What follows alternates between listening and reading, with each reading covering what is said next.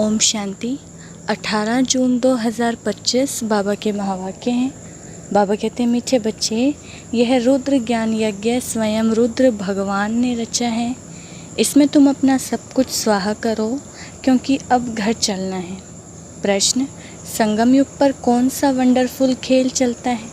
उत्तर है, भगवान के रचे हुए यज्ञ में ही असुरों के विघ्न पड़ते हैं। यह भी संगम पर ही वंडरफुल खेल चलता है। ऐसा यज्ञ फिर सारे कल्प में नहीं रचा जाता। यह है राजस्व अश्वमेध यज्ञ, स्वराज्य पाने के लिए। इसमें ही विघ्न पड़ते हैं। ओम शांति। तुम कहाँ बैठे हो? इनको स्कूल अथवा यूनिवर्सिटी भी कह सकते हो। विश्वविद्यालय है जिसकी ईश्वरीय ब्रांचेज हैं। बाप ने बड़े से बड़ी यूनिवर्सिटी खोली है। शास्त्रों में रुद्र यज्ञ नाम लिख दिया है। इस समय तुम बच्चे जानते हो, शिव बाबा ने यह पाठशाला अथवा यूनिवर्सिटी खोली है। ऊंच से ऊंच बाप पढ़ाते हैं। यह तो बच्चों की बुद्धि में याद रहना चाहिए। भगवान हमको पढ़ाते हैं, उनका यह यज्ञ रचा हुआ है। इसका नाम भी बाला है, राजस्व अश्वमेध रुद्र ज्ञान यज्ञ। राजस्व अर्थात स्वराज्य के लिए, अश्वमेध यह जो कुछ भी देखने में आता है उन सबको स्वाहा कर रहे हैं। शरीर भी स्वाहा हो जाता है, आत्मा तो स्वाहा हो नहीं सकती।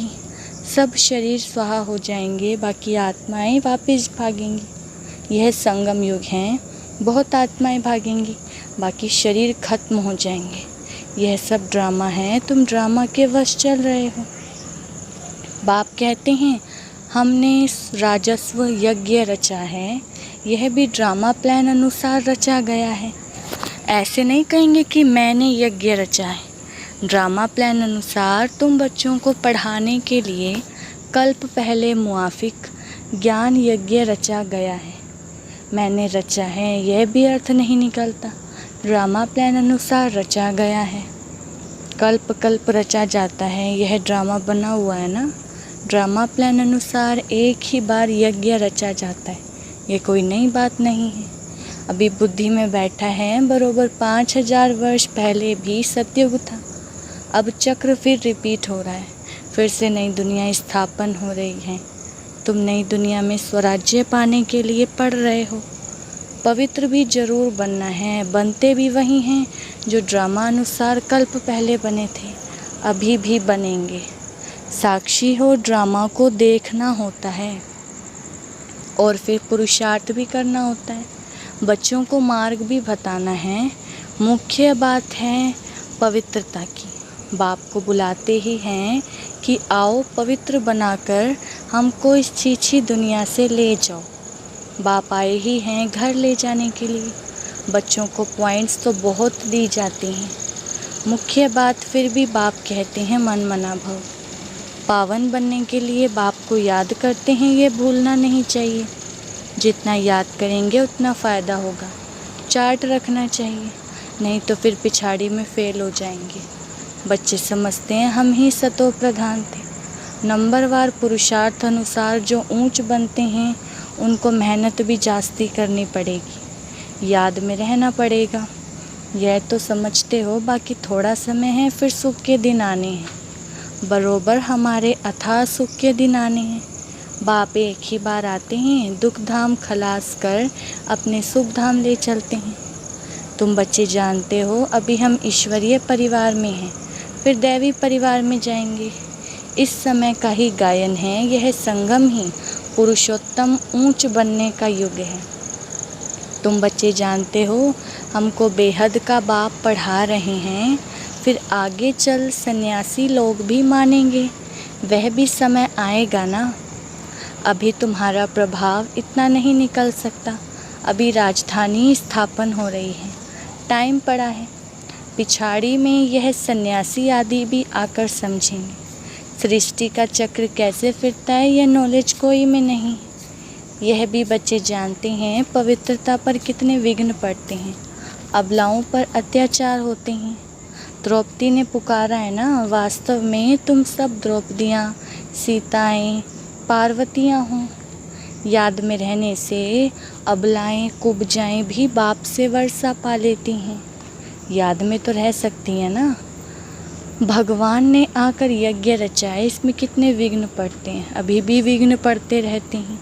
कन्याओं को ज़बरदस्ती शादी कराते हैं, नहीं तो मार कर निकाल देते हैं। इसलिए पुकारती हैं कि हे पतित पावन आओ, तो ज़रूर उनको रथ चाहिए जिसमें आकर पावन बनाएं। गंगा के पानी से पावन नहीं बनेंगे, बाप ही आकर पावन बनाएं, पावन दुनिया का मालिक बनाते हैं। तुम देखते हो इस पतित दुनिया का विनाश सामने खड़ा है, क्यों ना बाबा का बन जाएं, स्वाहा हो जाएं। पूछते हैं स्वाहा कैसे हो, ट्रांसफ़र कैसे करें। बाबा कहते बच्चे तुम इस साकार बाबा को देखते हो ना, ये खुद करके सिखा रहे हैं।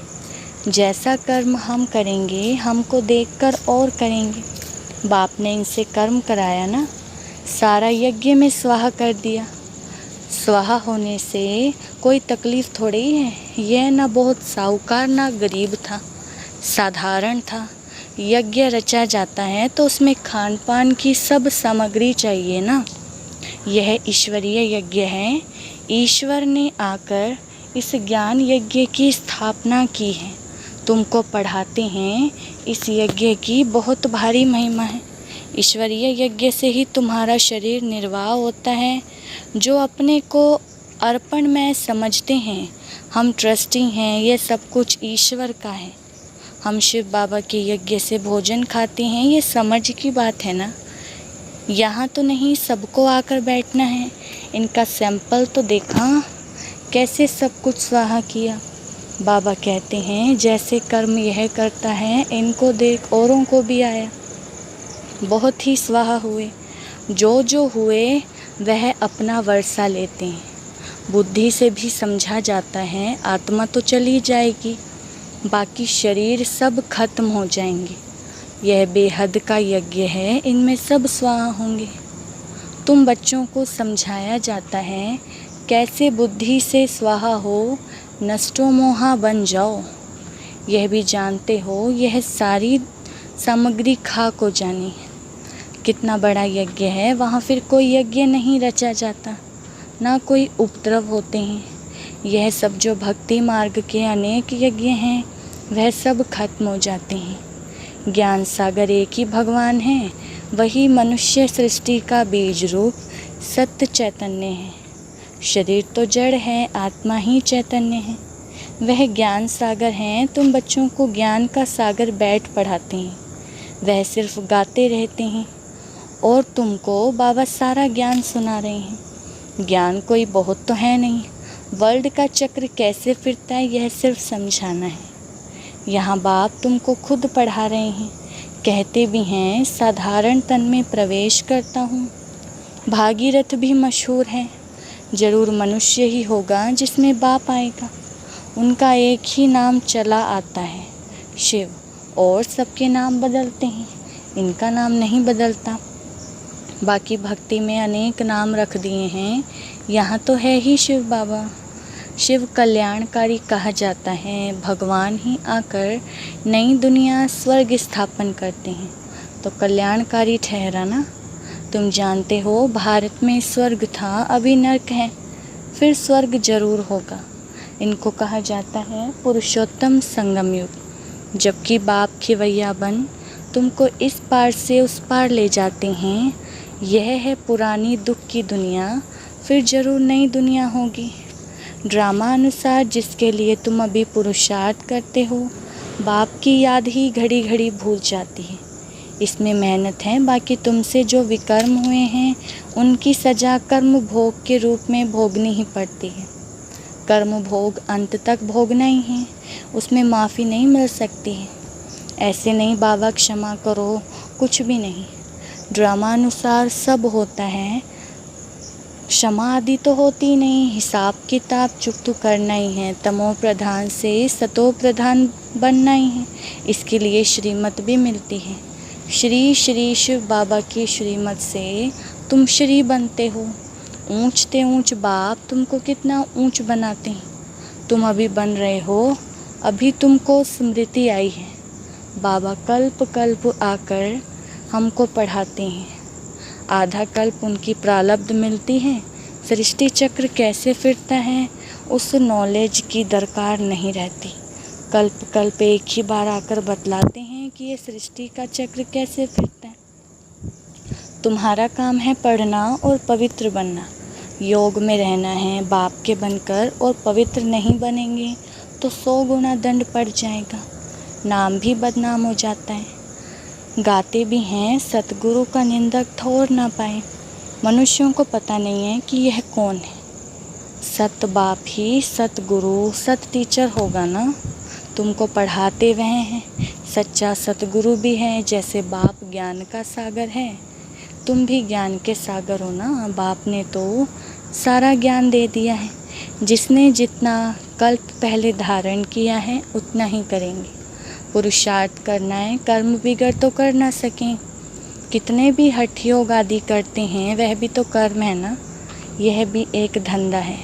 आजीविका के लिए नाम होता है, बहुत पैसा मिलता है। पानी पर आग पर चले जाते हैं, सिर्फ उड़ नहीं सकते, उसमें तो पेट्रोल आदि चाहिए ना, लेकिन इनसे फ़ायदा तो कुछ नहीं है, पावन तो बनते नहीं।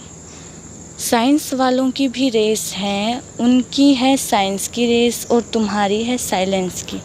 सब शांति ही मांगते हैं। बाप कहते हैं शांति तो तुम्हारा स्वधर्म है, अपने को आत्मा समझो, अपने घर चलना है। शांति धाम यह दुख धाम है, हम शांति धाम से फिर सुख धाम में आएंगे। यह दुख धाम खत्म होना है, यह अच्छी रीति धारण कर फिर औरों को धारण कराना है। बाकी थोड़े रोज़ हैं, वह पढ़ाई पढ़कर फिर शरीर निर्वाह अर्थ माथा मारना पड़ता है। तकदीरवान बच्चे फ़ौरन निर्णय ले लेते हैं कि हमें कौन सी पढ़ाई पढ़नी है, उस पढ़ाई से क्या मिलता है और इस पढ़ाई से क्या मिलता है। इस पढ़ाई से तो 21 जन्मों की प्रारब्ध बनती है, तो ख्याल करना चाहिए कि हमको कौन सी पढ़ाई पढ़नी है। जिसको बेहद के बाप से वर्षा पाना है वह बेहद की पढ़ाई में लग जाती, परंतु ड्रामा प्लान अनुसार कोई की तकदीर में नहीं है तो फिर उस पढ़ाई में चटक पड़ते हैं। यह पढ़ाई नहीं पढ़ते, कहते फुर्सत नहीं मिलती। बाबा पूछते हैं कौन सी नॉलेज अच्छी है, उनसे क्या मिलेगा और इनसे क्या मिलेगा। कहते हैं बाबा जिस्मानी पढ़ाई से क्या मिलेगा, थोड़ा करके कमाएंगे, यहाँ तो भगवान पढ़ाते हैं। हमको तो ज़रूर राजाई पद ही पाना है, तो ज़्यादा ध्यान किस बात पर देना चाहिए। कोई तो फिर कहते बाबा वह कोर्स पूरा कर फिर आएंगे। बाबा समझ जाते इनकी तकदीर में नहीं है, क्या होना है सो आगे चल देखना है। समझते हैं शरीर पर भरोसा नहीं है तो फिर सच्ची कमाई में लग जाना चाहिए। जिसकी तकदीर में है वही अपनी तकदीर जगाएंगे, पूरा जोर लगाना है। हम तो बाप से वर्षा लेकर ही छोड़ेंगे। बेहद का बाबा हमको राजाई देते हैं, तो क्यों ना यह एक अंतिम जन्म हम पवित्र बनेंगे। इतने ढेर बच्चे पवित्र रहते हैं, झूठ थोड़े ही बोलते हैं। सब पुरुषार्थ कर रहे हैं, पढ़ रहे हैं, फिर भी विश्वास नहीं करते। बेहद का बाप आते ही हैं तब जब पुरानी दुनिया को नया बनाना होता है। पुरानी दुनिया का विनाश तो सामने खड़ा है, यह बहुत क्लियर है। समय भी बरोबर वही है, अनेक धर्म भी हैं। सतयुग में एक ही धर्म होता है, यह भी तुम्हारी बुद्धि में है। तुम्हारे में भी कोई हैं जो निश्चय अजुन कर रहे हैं। अरे निश्चय करने में टाइम लगता है क्या, शरीर पर भी भरोसा थोड़े ही है। ज़रा भी चांस गंवाना नहीं चाहिए, किसकी तकदीर में नहीं है तो ज़रा भी बुद्धि में नहीं आता है। अच्छा, मीठे मीठे सिकिलदे बच्चों प्रति माता पिता बाप दादा का याद प्यार और गुड मॉर्निंग। रूहानी बाप की रूहानी बच्चों को नमस्ते। हम रूहानी बच्चों की रूहानी बाप दादा को नमस्ते नमस्ते, गुड मॉर्निंग। धारणा के लिए मुख्य सार, पहला पॉइंट है सच्ची कमाई कर 21 जन्मों के लिए अपनी तकदीर बनानी है। शरीर पर कोई भरोसा नहीं है, इसलिए ज़रा भी चांस नहीं गंवाना है। दूसरा, नष्टो मोहा बनकर अपना सब कुछ रुद्र यज्ञ में स्वाहा करना है। अपने को अर्पण कर ट्रस्टी हो संभालना है। साकार बाप को फॉलो करना है। बाबा ने वरदान दिया है, ईश्वरीय नशे द्वारा पुरानी दुनिया को भूलने वाले सर्व प्राप्ति संपन्न भव। वरदान का विस्तार, जैसे वह नशा सब कुछ भुला देता है, ऐसे यह ईश्वरीय नशा दुखों की दुनिया को सहज ही भुला देता है। उस नशे में तो बहुत नुकसान होता है, अधिक पीने से खत्म हो जाते हैं, लेकिन यह नशा अविनाशी बना देता है। जो सदा ईश्वरीय नशे में मस्त रहते हैं वह सर्व प्राप्ति संपन्न बन जाते हैं। एक बाप दूसरा ना कोई, यह स्मृति ही नशा चढ़ाती। इसी स्मृति से समर्थी आ जाती है। स्लोगन, एक दो को कॉपी करने के बजाय बाप को कॉपी करो। अव्यक्त इशारे, आत्मिक स्थिति में रहने का अभ्यास करो, अंतर्मुखी बनो। अंतर्मुखी रहने वाले ही हर ज्ञान रत्न की गोह्यता में जा सकते हैं। ज्ञान की हर पॉइंट का राज क्या है और किस समय किस विधि से उसे कार्य में व सेवा में लगाना है, इस तरह से उस पर मनन करते उस राज के रस में चले जाओ तो नशे की अनुभूति कर सकेंगे। अच्छा, ओम शांति।